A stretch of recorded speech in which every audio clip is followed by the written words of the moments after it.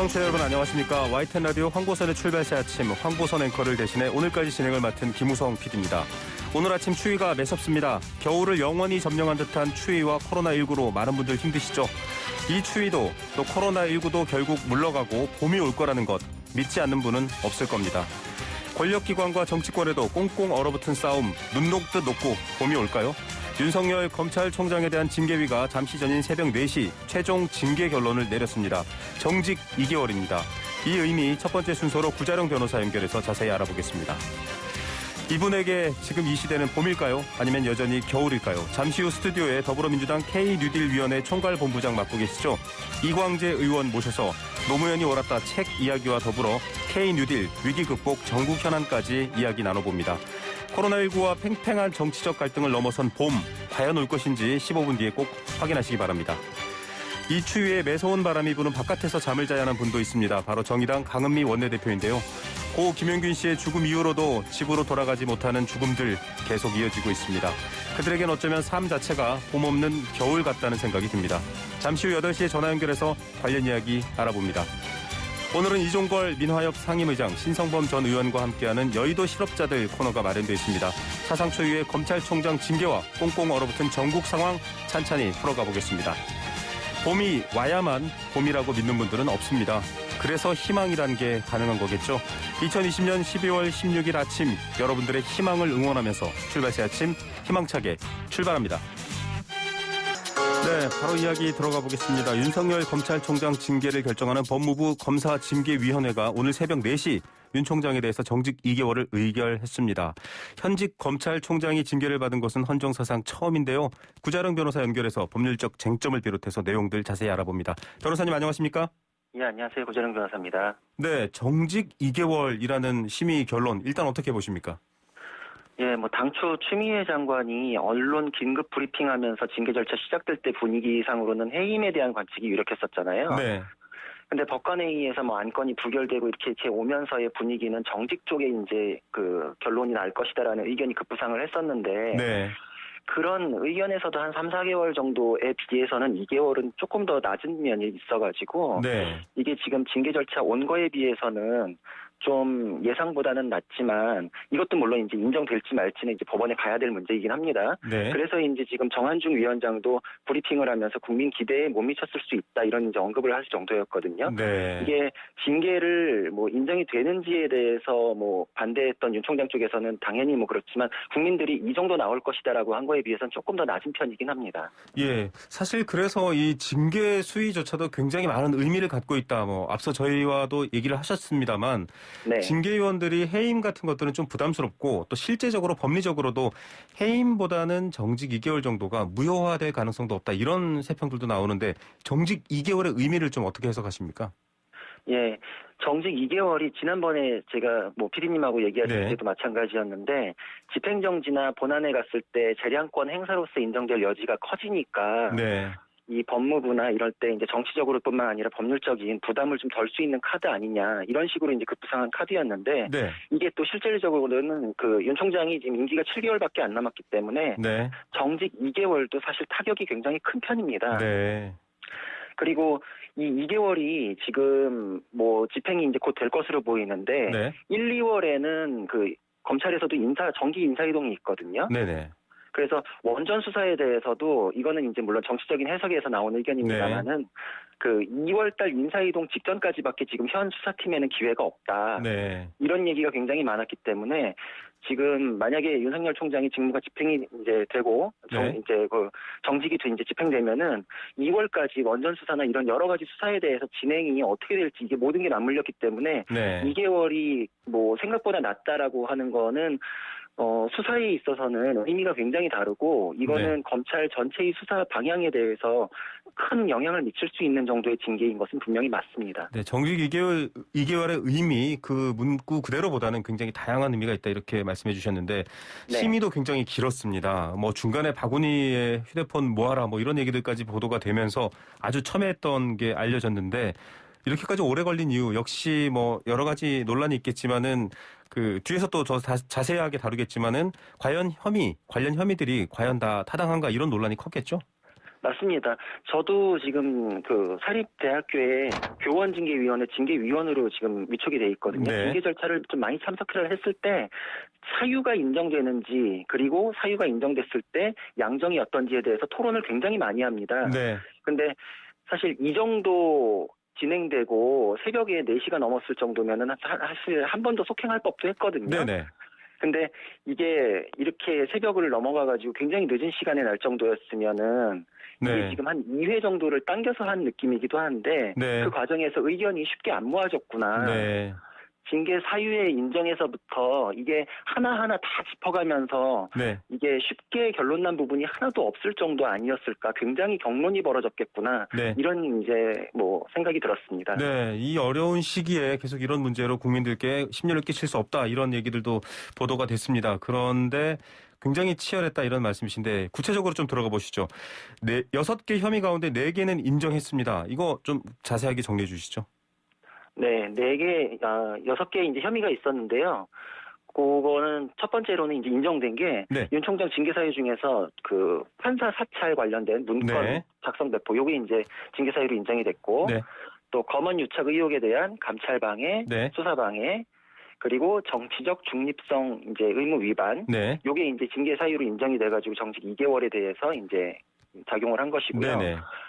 언론사 사주와의 부적절한 만남, 그리고 법무부 감찰 불응 혐의, 이거는 이제 불문에 붙였는데, 네. 불문이라는 거는 징계 사유는 인정되지만 미약한 경우에 징계 처분을 하지 않는 그런 처분을 말합니다. 잘못은 했으나 거기에 대해서 뭐 벌을 부과하지는 않겠다. 이런 얘기네요. 네, 그리고 나머지 이제 검언 유착 사건에 대해서 감찰 정보 유출, 한명숙 전 총리 감찰 방해 혐의, 요거는 이제 증거 부족으로 무혐의 처분을 했습니다. 예, 총 6가지의 징계 혐의 중에서 4개가 인정됐고 그중에 하나는 잘못을 묻지는 않는다. 불문 처리가 됐습니다. 그리고 검언 유착 의혹 사건 감찰 정보 유출과 한명숙 전 총리 사건 감찰 방해는 무혐의다. 이렇게 결론이 났는데 자, 이렇게 2개월을 냈습니다만 이게 의미가 뭐 문구로 보면 2개월밖에 안 나왔나라고 하시는 분들도 있고 2개월이면 정말 많은 것들에 영향을 미친다라고 생각하시는 분들도 있는데 대통령이 재가를 해야 이게 효력이 있는 거죠?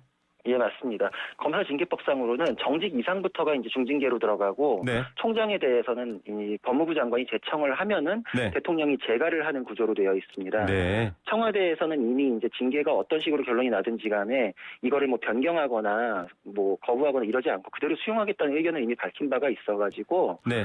오늘 아마 이르면 오늘 이제 추미애 장관이 징계 결정을 대통령이 제청할 것으로 예상이 됩니다. 네. 그렇게 될 경우엔 뭐 윤 총장 측도 지금 강력하게 반발하고 있기 때문에 지난번처럼 또 집행정지라든지 이런 여러 가지 법적 조치를 취하겠죠? 예, 맞습니다. 윤석열 총장 측에서는 징계 사유 자체가 없다고 주장을 해왔기 때문에 네. 어떤 처분이든지 간에 뭐 취소 소송을 제기한다 이렇게 이제 입장을 밝힌 바가 있었고 네.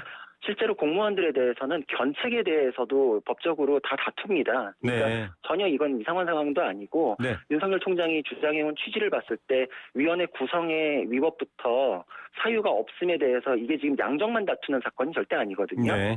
그러니까 취소 소송은 당연히 제기하고 집행정지 신청도 곧 할 것으로 보입니다. 예, 이 대통령이 재가를 하게 될 경우에 취소 네, 소송도 참 정치적으로는 부담이 클 텐데 법원의 판단은 어떻게 예상할 수 있을까요?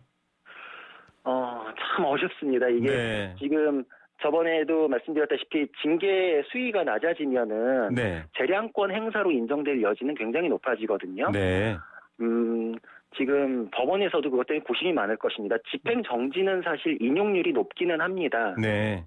그래서 지난번 사건하고 뭐 안의 판단 내용은 비슷할 수 있는데 네. 2개월이라는 거에 따라서 재량에 대해서 얼만큼 인정해 주는지 네. 근데 물론 이제 재량에 대해서만 판단하는 것이 아니라 절차적인 면이 그렇죠. 굉장히 중요합니다. 네. 그래서 절차적인 면이랑 징계 사유로 인정되는지가 3가지 축에서 2가지가 인정이 될 경우에는 양정만 가지고 재량을 높이 본다 이렇게 할 수는 없기 때문에 네. 각 사유에 대해서는 아마 재판부에서도 고심은 많겠지만 징계 양정만 가지고서 결론이 좌우된다 이렇게 보기는 어렵고 네. 그 사유에 따라서 재판부가 고심을 해서 잘 결정을 할 것입니다. 예, 정직 2개월로만 보면 좀 재량권이다. 그 정도는 뭐 할 수 있다라고 볼 수 있지만 또 절차를 보면 다른 답도 나올 수 있지 않나 여러 가지 상황을 지켜봐야 될 것 같네요. 변호사님 네, 오늘 말씀 맞습니다. 여기까지 듣겠습니다. 감사합니다. 예, 감사합니다. 네, 구자룡 변호사였습니다. 네, 1부 순서 마치고요. 잠시 후 2부로 돌아오겠습니다. 네, 2부 순서는 예고해드린 대로 이광재 더불어민주당 K뉴딜 위원장 맡고 계신 이광재 의원 스튜디오에 모시겠습니다. 최근 노무현이 옳았다라는 제목의 책도 냈습니다. 정치권에서도 요즘 노무현 전 대통령을 많이 소환하고 있습니다. 여러 갈등 국면에서도 얘기가 되고 있는데요. 그것뿐만 아니라 여러 가지 변화의 중대한 기로에 대한민국이 서 있습니다. 어떤 이야기들을 전해주실지 직접 스튜디오에 모셨습니다. 의원님 안녕하십니까? 네, 안녕하세요. 네, 일단 책 제목부터 먼저 이야기를 해야 되겠습니다. 노무현이 옳았다라는 제목 의미심장한데요. 네, 이 노무현 대통령이 다시 많이 생각나는데요. 네, 그 노무현 대통령은 서민이 좀 잘 사는 나라를 원했는데 네, 지금 스스로 중산층이라고 생각하는 사람은 80년대 한 60%, 지금 한 20%잖아요. 네. 서민이 어렵다. 두 번째로는 이 미국, 중국 사이에 좀 균형자 역할을 하자라고 네. 하는 지금 미중 갈등은 훨씬 더 심해지고 있고 맞습니다. 중대한 문제로 오고 있죠. 우리 지역 균형 발전도 마찬가지고요. 네, 노무현 대통령이 당시 하셨던 이 대한민국의 미래를 설계 분열된 나라에서 통합의 나라로 네, 이 변방의 역사에서 세계 중심으로 가자는 좀 그런 간절한 꿈이 더 절실하게 와닿는 그걸 우리가 다시 꿈을 이뤄야 될 거 아니냐. 네. 이런 뜻에서 책을 제목을 정하게 됐는데 좀 죄송스럽기도 합니다. 아유, 그래도 뭐 노무현의 시대는 올 것인가 이런 화두가 또 지난해 굉장히 좀 많이 얘기가 됐었기도 하고요. 여러 가지 관심들이 높은데 그 노무현입니다라는 영화를 본 적이 있는데 네, 그 네. 속에 등장했던 이광재 의원의 모습은 굉장히 앳된 청년이었거든요. 그렇죠. 지금은 이제 사회 주축이 되셔서 또 여러 변화를 이끌고 계신 입장인데 네. 지금 만약에 타임머신을 타고 돌아가셔서 20대 이광재를 만났다. 꼭 전하고 올 말 한마디만 할 수 있게 허락해 드린다면 어떤 얘기 하고 싶으세요? 노무현 대통령께서 제 23살에 저를 이제 비서로 쓰셨는데 네. 그때 나는 정치를 잘 모르네. 나를 역사 발전의 도구로 써달라. 네. 이런 말씀을 하셨는데 네. 정말 역사 발전의 도구가 되려면 정말 헌신적이어야 한다. 아, 자, 더 헌신해라. 이런 채찍을 주고 오겠다. 네. 1988년 4월 처음 이제 보좌관으로 시작을 하면서에 대한 얘기입니다. 자, 책들을 쓰면서 여러 가지 사실 책이라는 게 정치인들에게는 좀 굉장히 굵고 진한 메시지라고 할 수 있지 않겠습니까? 그렇습니다. 뉴스에 하시는 말씀보다 좀 다를 텐데 30대는 정도전처럼 40대는 이성계처럼 이런 말을 쓴 이광재 이력서라는 책도 있습니다. 또 최연소 도지사였었고 여러 가지 굉장히 속도감 있게 가다가 중간에 큰 공백을 또 받기도 하셨어요. 네네. 네, 그 얘기도 좀 해주시죠. 예, 30대는 이제 노무현 대통령을 만든 그 참으로 살았다면은 네. 40대는 내가 이성계처럼 내 정치 세계를 이뤄서 나가야 되겠다. 아, 이런 이제 꿈을 가졌었죠. 네. 근데 지난 10년을 돌이켜보면서 노무현 대통령의 이 뜻과 세계가 훨씬 크구나. 네, 그 플러스 알파를 만들겠자고 옛날에 생각했는데 네네. 노 대통령 뜻 하나 이루는 것도 쉽지 않겠다. 네. 그래서 더군다나 이 책을 써서 정말 노 대통령이 미처 만들지 못한 나라를 만드는데 좀 더 열심히 해야 되겠다. 이런 생각을 합니다. 네. 자, 뭐 정치인 이광재로서의 꿈뿐만 아니라 그때 출발들도 다시 들여다봐야 된다 이런 말씀이신데 야권에서도 사실 노무현 대통령 많이 소환하고 있습니다.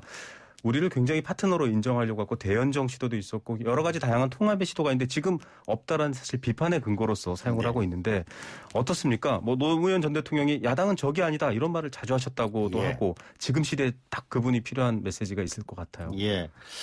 노 대통령께서 이제 이게 대통령이 돼 보니까 100점짜리가 안 된다. 네. 국회가 통과를 시켜줘야 되니까. 네네. 그러면 나는 야당의 권력을 내서라도 나는 60점짜리 대통령을 하고 싶다. 난 대통령으로 일을 하고 싶다. 그래서 네네. 연정을 하고 싶다. 아. 그래서 저희가 반대를 했죠. 네네. 그러니까 다음 주에 저희 참모들을 다시 불러가지고 네네. 울리백의 적이 사라진 민주주의라는 이 책을 저희한테 나눠주고 네. 우리가 여야가 결국은 네. 앞으로 나가야 대한민국은 앞으로 가는 거다. 네. 대한민국에 나는 성공한 대통령이고 싶다. 나는 100점짜리 말고 60점짜리 네네. 이런 말씀을 저는 참 와닿고 그때 그래도 반대합니다. 네네. 야당이 안 받을 겁니다라고 했지만 네네. 저는 그 울림이 지금 굉장히 가면 갈수록 커집니다. 자신의 이익을 계산하기보다는 더 큰 어떤 목표를 생각한다. 그래서 뭐 바보라는 애칭도 붙는 것 같은데 지금은 야당에서 입법 독주다. 여당이 거대 의석을 앞세워서 마음대로 한다. 이런 비판을 하고 있지 않습니까? 좀 겹쳐 보이는 장면이 있을 것 같기도 한데요. 그 한편으로 보면 그 여당이 좀 더 품었어야 되는 건 틀림없는데요. 근데 네. 제가 과정을 살펴봤는데 처음에 이 11대 7 상임위원장 이거를 네. 주호영 대표가 약속했던 거가 의원총회에서 관철됐어야 됐습니다. 네. 그 제가 주호영 대표가 강원도에서 서울로 돌아오실 때 네네. 주호영 대표가 이게 전권을 잡아야 되는데 협상에. 네네. 근데 계속 몇 번 이제 타결 난 게 부결되면서 결국은 상당히 악화일로 와 있는데 지금 사실 이제 공수처 타결 이런 거나 큰 이제 고비가 끝났거든요. 지금 네네. 국민들은 정말 죽기 일보 직전이거든요. 네네. 이제 더군다나 코로나가 백신이 나오고 치료제가 나오기 때문에 그렇죠. 저는 이제는 이 한 고비를 넘겨서 이제는 좀 경제 계절을 빨리 좀 여야가 함께 가야 되는 거 아닌가. 네. 더군다나 1월 20일이면 바이든 대통령이 취임하고 나면 네. 이 미중 간의 관계 문제는 우리의 생존의 문제이기 때문에 이제 빨리 이 논란을 좀 이제 끝낼 때가 된 거 아닌가 이런 생각이 듭니다. 예, 참 앞으로 더 해야 될 일들에 대한 얘기도 하고 있습니다. 약간 좀 원론적인 얘기일 수 있겠지만은 노무현 대통령 얘기로 시작을 했기 때문에 여쭤보겠습니다. 좀 권력을 소유하는 게 아니라 공유하는 차원에서 정치를 하자라고 하셨는데 당연합니다. 지금의 여러 흐름들을 보면 공유라기보다는 소유 쪽으로 많이 휩쓸려 있기도 해요. 좀 우리가 좀 담대한 꿈을 가지고 우리가 좀 여야가 힘을 모아서 좀 앞으로 나갔으면 좋겠어요. 이게 네. 지금이 너무 제가 어제도 그 원주에 가서 코로나 대책회의를 하고 왔는데 너무 힘들잖아요. 네네. 그래서 지금은 여야가 좀 힘을 모아서 좀 한 해 동안 이 총력을 기울여야 좀 이 미래가 있는 이런 생각이 듭니다. 알겠습니다. 지금 시대 변화라든지 여러 얘기에서 이 공유라는 개념이 앞으로 자주 등장할 텐데 관련해서 여쭤봤고 지금 검찰총장에 대한 징계가 사상 초유입니다. 이 정직 2개월이 지금 새벽 4시에 나왔거든요. 어제 문재인 대통령께서도 좀 강력한 메시지를 내놓으셨습니다. 청와대는 사람에 대한 얘기가 아니라 검찰 조직에 대한 얘기다라고 선을 긋긴 했습니다만 일단 정직 2개월 어떻게 보셨어요? 저도 지금 여기 와서 들었는데요. 네네. 그 정직 부분은 별 불가피한 결정 아니었을까 저는 생각이 드는데 저는 검찰 개혁은 반드시 이루어져야 된다고 봅니다. 그 지난 40년의 역사를 보게 되면요. 이 과거 독재 정권들이 권력기관을 이용해서 통치를 하다 보니까 권력기관이 스스로 권력이 됐거든요. 그렇죠. 예를 들어 보면은 87년대 옛날 남영동 대공수사본부에서 박종철 열사가 결국은 돌아가시면서 결국은 경찰이 국민의 펌으로. 그다음에 그 군인들이 쿠데타를 계속하니까 결국 하나회라는 조직을 만드니까 김영삼 대통령이 하나회 척결할 때 대한민국이 어마어마한 뉴스였거든요. 그렇죠.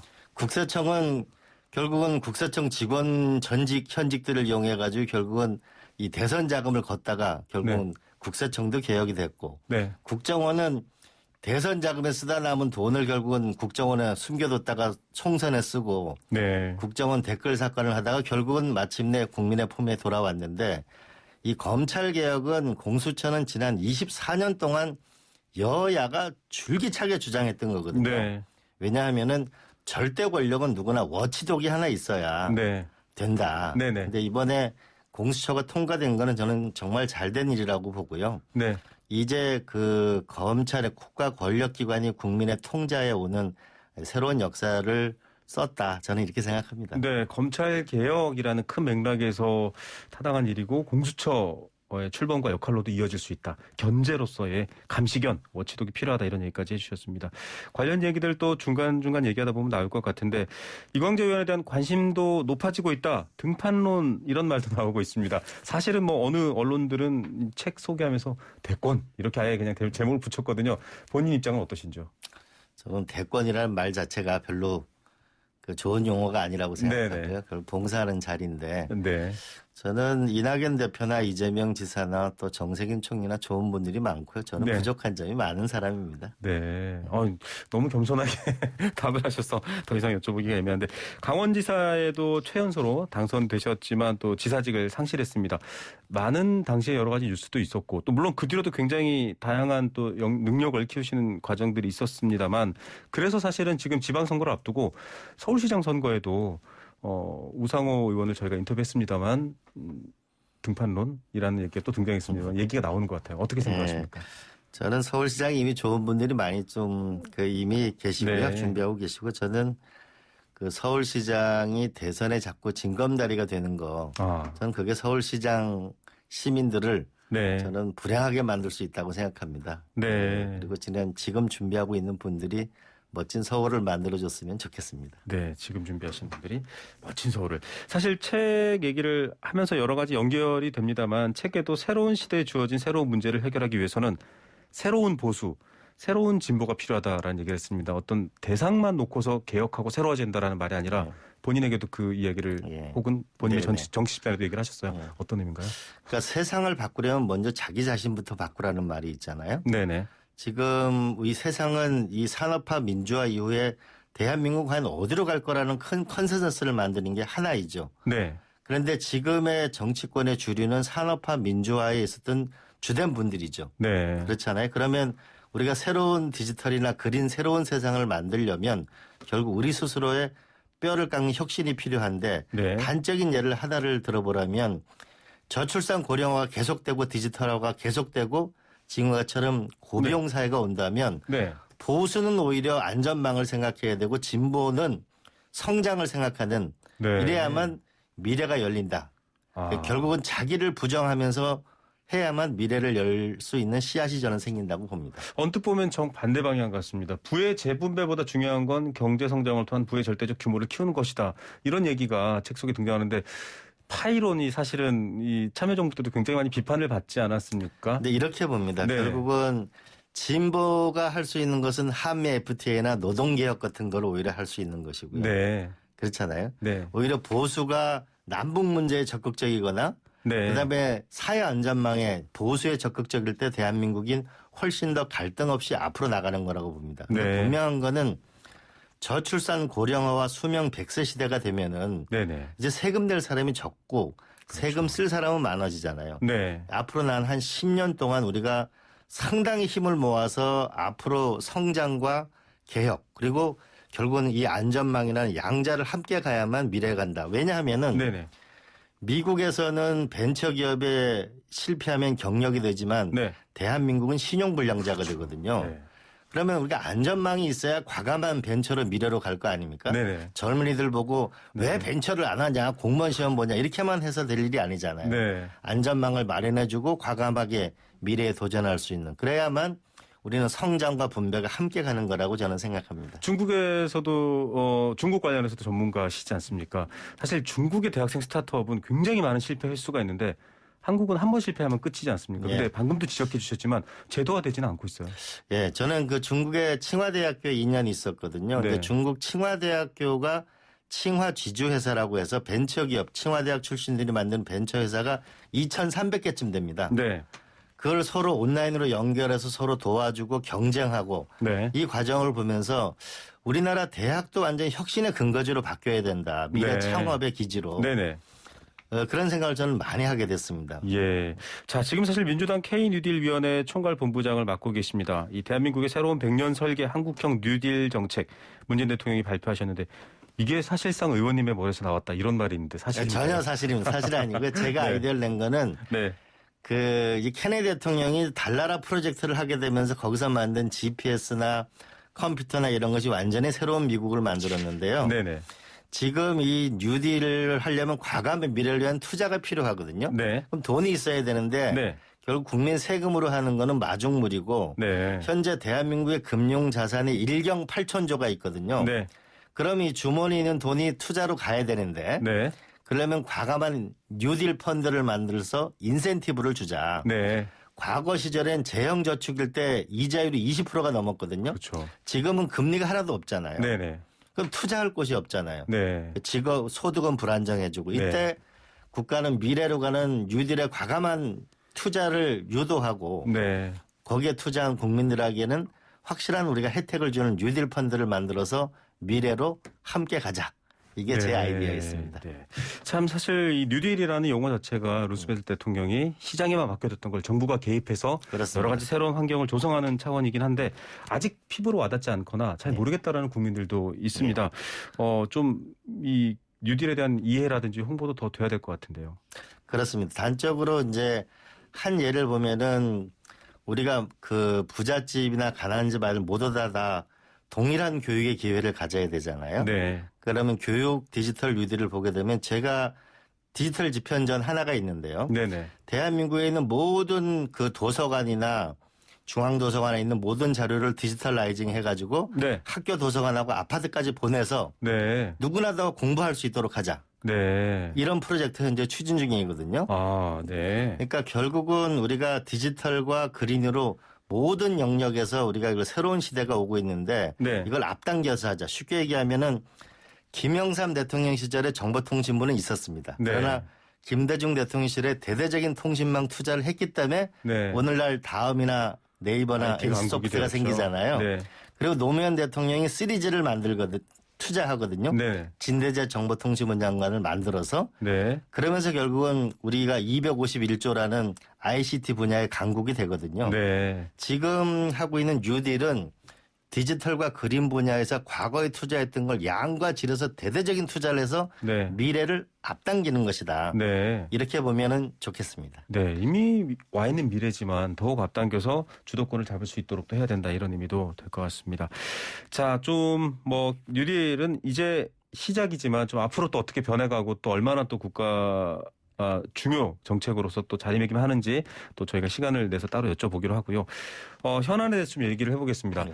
선거도 앞두고 있고 또 정치권에서도 늘 등장하는 게 바로 부동산 이슈인데요. 네. 특히 코로나19 때문에 지금 자영업자들이나 임대로 가게를 운영하시는 분들이 굉장히 어렵습니다. 임대료 멈춤법이 사실 지금 화제가 되고 있거든요. 어제 오늘 좀 민감한 이슈기도 해요. 그 임차인 이제 집 빌려주시는 분들한테는 내 재산에 대해서 왜 국가가 이래라 저래냐 이렇게 받아들이는 분도 있고 이 엄중한 시기에 다 같이 도와주는데 국가가 좀 힘을 행사해야 된다 이런 말도 있는데 의견이 어떠신가요? 이게 이제 호주에서 시행됐던 건데요. 네. 결국은 그 임차료 부분을 그 이제 결국은 내는 부분에 대해서 어려우니까 네네. 중단한다.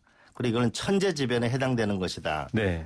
그러면 이제 그 건물 갖고 있는 분은 저 은행 이자나 이런 걸 내야 되니까 그걸 자동으로 연체하는 거 이게 호주에서 생긴 것이거든요. 네. 근데 우리 같은 경우는 이제 그렇게 하지 않고 요번에 임대료를 깎아주시는 분한테 세제 혜택을 주는 법이 요번에 통과된 것인데 네. 좀 더 우리가 그 부분에서 좀 더 세제 혜택을 과감하게 해주는 쪽이 좀 더 현실적이지 않을까라는 네. 생각이 들고요. 네. 앞으로 이 부동산 문제는 그 새로 오신 변창흠 사장이 새로운 각도에서 새로운 미래를 열어나갈 거라고 보고 네. 저는 이 국회의원 되면서 부동산 연구 모임을 지금 한 20차례 공부를 했는데요. 네네. 우리가 결국은 이게 집으로서의 속성하고 금융상품으로의 속성을 가지고 있잖아요. 네. 근데 지금이 집이 만불 시대의 집이 너무 많습니다. 그리고 네. 102%가 아니고 우리가 1000명당 기준으로 보면 훨씬 더 공급을 늘려야 합니다. 네. 서울부터 저기 시골까지. 네네. 그래서 이제 이 현 수준에 맞는 그다음에 나홀로가 많이 있기 때문에 집의 네. 구조도 근본적으로 바뀌는 전 상당한 공급이 있어야 된다. 네. 그리고 1가구 1주택은 확실하게 보호하고 다주택자에 대해서는 좀 더 분명한 대책을 세워야 된다라고 생각합니다. 네, 좀 새로운 변화에 대한 얘기까지 했습니다. 네, 의원님 오늘 말씀 여기까지 듣겠습니다. 또 저희 방송에서도 늘 지켜보고 또 응원하겠습니다. 감사합니다. 네, 감사합니다. 더불어민주당 이광재 의원이었습니다. 네, 출발새 아침 1부 순서 마칩니다. 유튜브에 들어오셔서요. YTN 라디오 검색하시면 보이는 라디오로도 함께 하실 수 있습니다. 문자 샵 0945번 50원의 유료 문자입니다. 여러분의 문자 의견 주시면 방송에서 소개해드리겠습니다. 2부에 돌아오겠습니다.